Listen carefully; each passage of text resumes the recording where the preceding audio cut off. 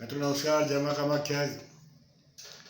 स्वागत है आपके अपने चैनल कामाख्या टुडे पे। आज हम चर्चा करेंगे एक विशेष सब्जेक्ट पे।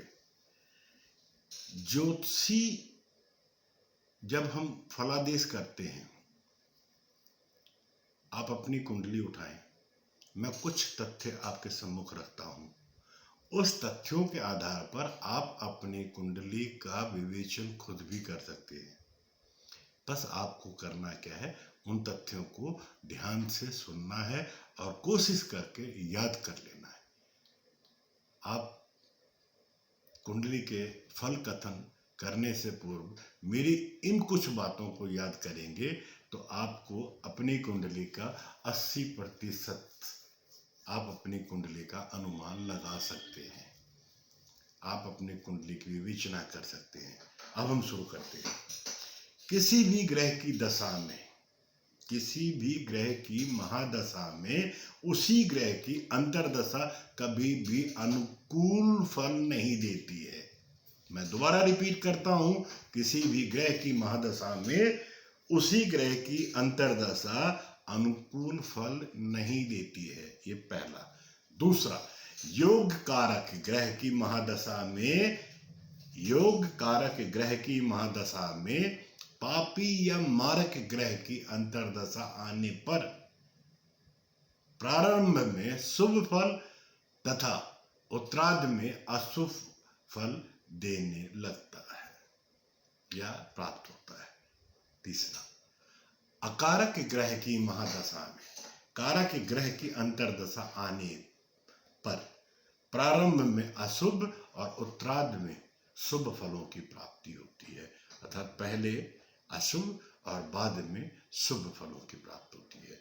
भाग्य स्थान का स्वामी यदि भाग्य भाव में बैठा हो और उस पर गुरु की दृष्टि हो तो ऐसा व्यक्ति प्रबल भाग्यशाली माना जाता है।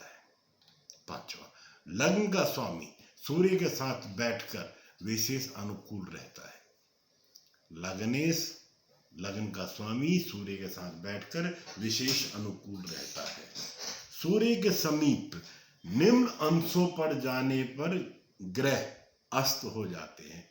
चंद्रमा 12 अंश पर, मंगल 17 अंश पर, बुध 13 अंश पे, गुरु 11 अंश पर, शुक्र 9 अंश पर, शनि 15 अंश पर। फलस्वरूप ऐसे ग्रहों का फल शून्य हो जाता है और अस्त ग्रह जिन भावों के अधिपति होते हैं उनका भी फल शून्य समझना चाहिए। सातवां तथ्य, सूर्य उच्च का होकर यदि 11वें भाव में बैठा है तो वह ऐसे व्यक्ति को अत्यंत प्रभावशाली और पूर्ण प्रसिद्धि प्राप्त व्यक्तित्व देता है।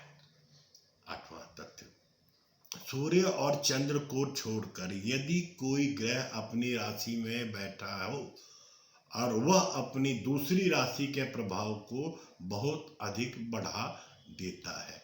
सूर्य और चंद्र को छोड़ दीजिए, यदि कोई ग्रह अपनी राशि में बैठा है तो वह अपनी दूसरी राशि के प्रभाव को बहुत अधिक बढ़ा देता है।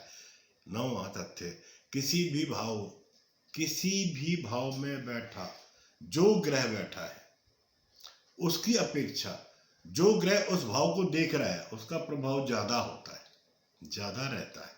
10वां तथ्य, जिन भावों में शुभ ग्रह बैठे हो या जिन भावों पर शुभ ग्रहों की दृष्टि हो वह भाव शुभ फल देने के लिए सहायक होते हैं। 11वां तथ्य, एक ग्रह 2 भावों का अधिपति होता है। ऐसी स्थिति में वह ग्रह अपनी दशा में लग्न से गिनने वाली जो राशि पहले आएगी उसका फल पहले प्रदान कराता है।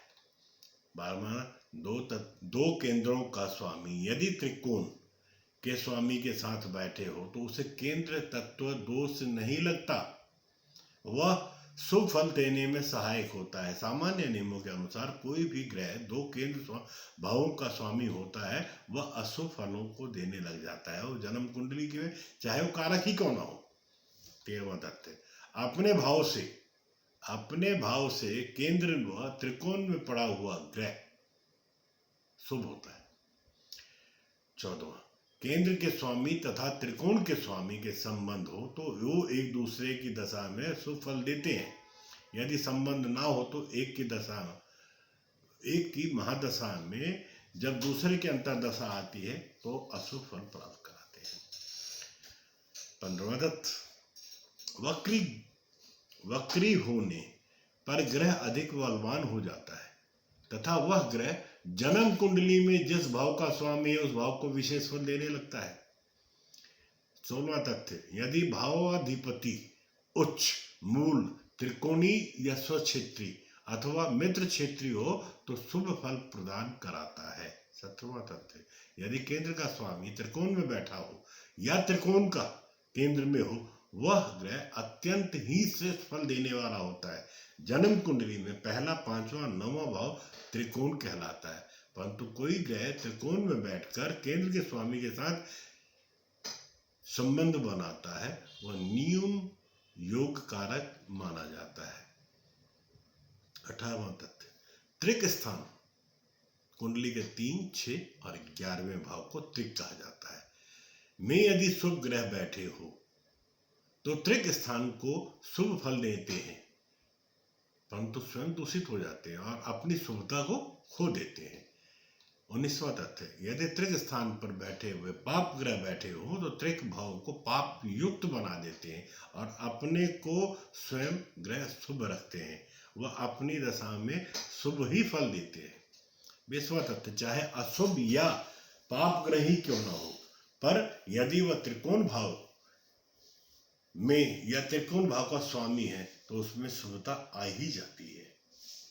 21वां तथ्य, श्रीमान, एक ही त्रिकोण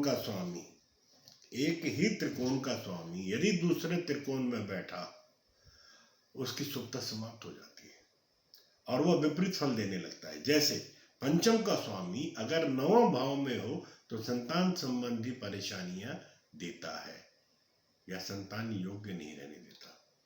22वां तथ्य, यदि एक ही ग्रह जन्म कुंडली में 2 केंद्र स्थानों का स्वामी हो तो शुभ फलदायक नहीं रहता। जन्म कुंडली में पहला, चौथा, 7वां तथा 10वां भाव केंद्र कहलाता है।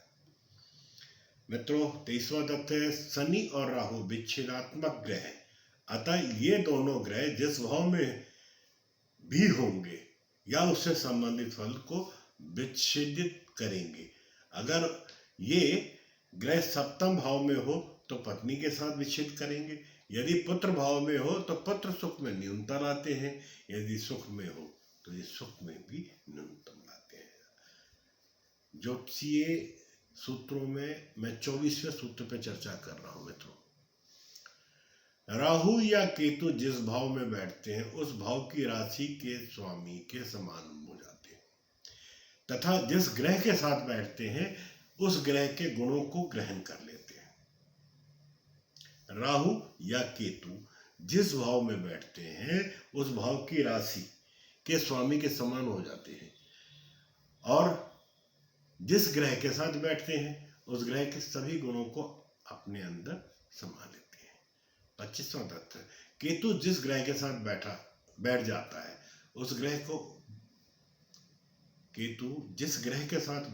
है उस ग्रह के प्रभाव को बहुत अधिक बढ़ा देता है। 26वां, लग्न का स्वामी जिस भाव में बैठा होता है उस भाव को विशेष फल देता है तथा उस भाव की वृद्धि भी करता है। 27वां तथ्य ये है कि साहब लग्न से तीसरे भाव पर पापी ग्रह या शुभ ग्रह शुभ प्रभाव देता है, लेकिन शुभ ग्रह हो तो वो मध्यम फल मिलता है। लग्न से तीसरे स्थान पर पापी ग्रह शुभ फलों को प्रदान कराता है, लेकिन शुभ ग्रह मध्यम फलों को प्रदान कराता है। 28वां तथ्य, तीसरे, छठे, 11वें भाव में पापी ग्रहों का रहना ही शुभ माना जाता है। तीसरे, छठे, 11वें भाव में पापी ग्रहों का रहना ही शुभ माना जाता है। 29वां तथ्य ये है साहब, तीसरे भाव का स्वामी तीसरे में, छठे भाव का स्वामी छठे में और 11वें भाव का स्वामी अगर 11वें में बैठा हो तो ऐसे ग्रह पापी नहीं रहते, अपितु ये शुभ फलों को देने के लिए बाध्य हो जाते हैं या देना शुरू कर देते हैं। 30वां तथ्य, चौथे भाव में यदि अकेला शनि हो तो वह व्यक्ति वृद्धावस्था में अत्यंत दुखमय जीवन को पाता है। 31वां तथ्य, यदि मंगल चौथे, सातवें, 10वें भाव में से किसी एक भाव में हो तो ऐसे व्यक्ति का गृहस्थ जीवन दुखमय होता है। यदि मंगल चौथे, सातवें, 10वें भाव या किसी एक भाव में हो तो ऐसे व्यक्ति का जीवन दुखमय होता है। पिता से कुछ विशेष सहायता नहीं मिल पाती और जीवन भाग्यहीन ही बना रहता है। यदि चौथे भाव का स्वामी पांचवें भाव में हो और पांचवें भाव का स्वामी चौथे भाव में हो तो विशेष फलदायक होता है। इसी प्रकार नौवें भाव के स्वामी 10वें भाव में और 10वें भाव का स्वामी 9वें भाव में बैठा हो तो अनुकूलता देने में सामर्थ्य रखता है। 33वां तथ्य, अकेले गुरु यदि पंचम भाव में हो तो संतान से न्यून सुख